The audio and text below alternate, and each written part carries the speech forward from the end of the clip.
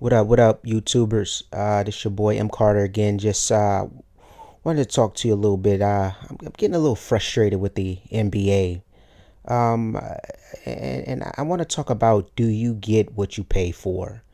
I just finished watching NBA All Star Saturday Night, where it consists of the skills competition, the 3-point competition, and the slam dunk competition. And I'm just thinking it's getting worse each year, especially the slam dunk contest.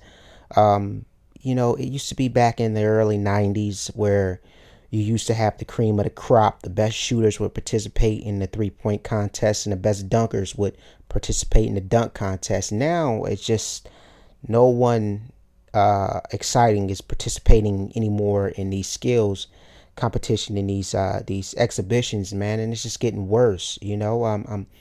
I'm looking at the skills competition. There was no Chris Paul. You know what I mean? No,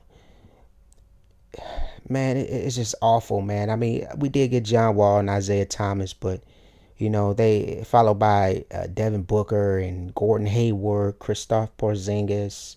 We got Anthony Davis and Boogie Cousins, but with the 3-point contest, no Steph Curry. We got Klay Thompson, but I wouldn't consider Kyrie Irving and Lowry and Kemba Walker and these guys, proficient, top notch. Even Eric Gordon, who won it. I wouldn't consider these guys top notch 3-point shooters, man. I want to see the best of the best guys that have won it in the past, or guys that have defended. And I want to see the best shooters. I want to see Kevin Durant. I want to see, I want to see LeBron James. I'm not saying he's the best 3-point shooter, but he should have been participating in a slam dunk contest. This year was awful, man. It was probably the worst slam dunk contest I have ever seen in my 25, 30 something years of watching NBA basketball.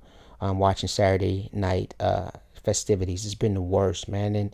And I went online, and I got this information from USA Today as a source.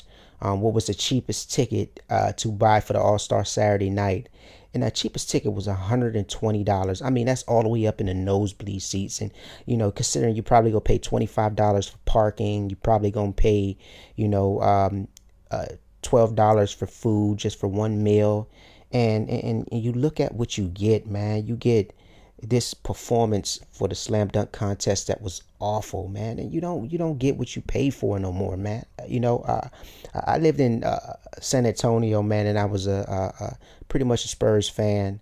And I remember going to games, and I remember one of the big issues with Coach Popovich, the coach of the San Antonio Spurs, is when he was sitting out players, letting them rest. And I know a lot of people in San Antonio would say, we're trying to win a championship, and it's a good move, and if you pay for the ticket, you gotta, that's what you know what you pay for, possibly pay for where you're going in. But let's really look at it.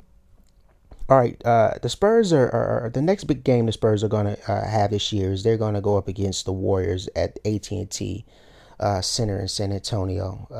And the cheapest ticket you can buy, which is all the way up in the sky, the super sky nosebleed seats, is $112. The most expensive ticket is $1,600.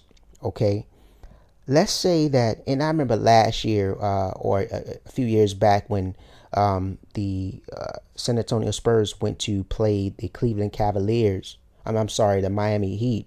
It was a few years back. They went to go play the Miami Heat, and Pop had rested all the players. And so when the Heat came to San Antonio, Eric Spoelstra decided to rest. In fact, he didn't even put LeBron and D Wade and Chris Bosh on the flight.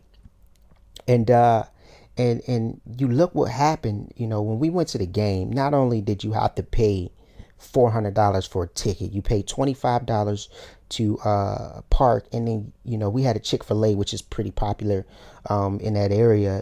For an average $4 meal, you're going to pay $12. Okay, now average ticket is not going to cost me $300 if the San Antonio Spurs are playing the Minnesota Timberwolves. Okay, that same ticket I'm paying $400 for is going to be $70, $80, maybe $112 if you want a kind of a midsection seating, but it's not going to be $400, $500, $600 up in the nosebleed seats. Okay, the reason why they inflate those prices is because LeBron James is coming to town, and because Steph Curry and Kevin Durant and Russell Westbrook is coming to town, so they can inflate those prices on you. So you paying those prices not because I love Tim Duncan, I love Manu Ginobili, I like Kawhi Leonard, but I can see them any night. I can see them when they play the Suns. I'm paying these prices because I want to see them play Kevin Durant. I want to see them play Steph Curry.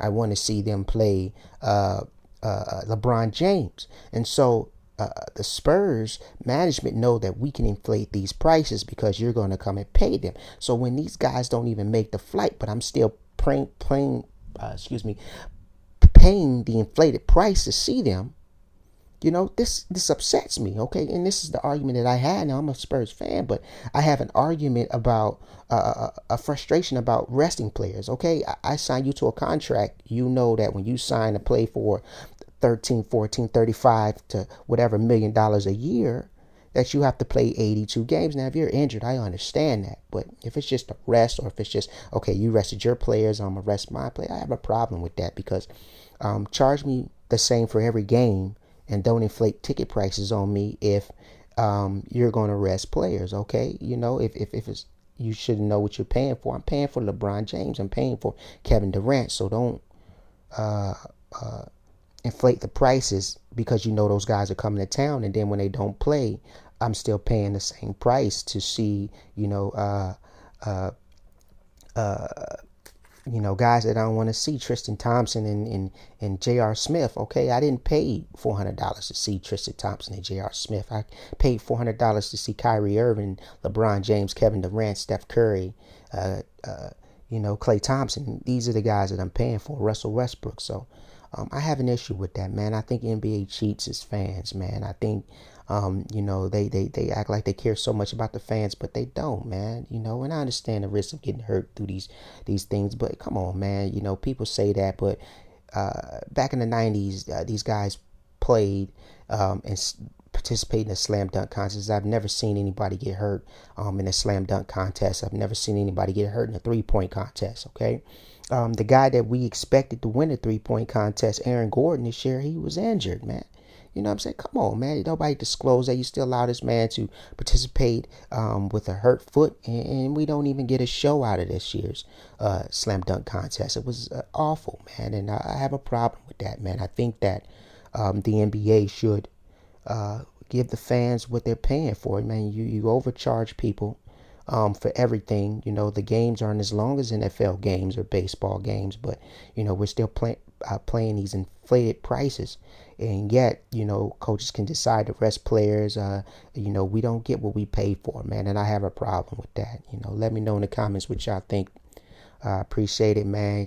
Got more videos coming, more about WWE and NBA and NFL, and especially MMA too. We got the Woodley Thompson 2 coming up. I want to touch on that. And so I appreciate the love, man. Go ahead, subscribe. Trying to build up the subscribers.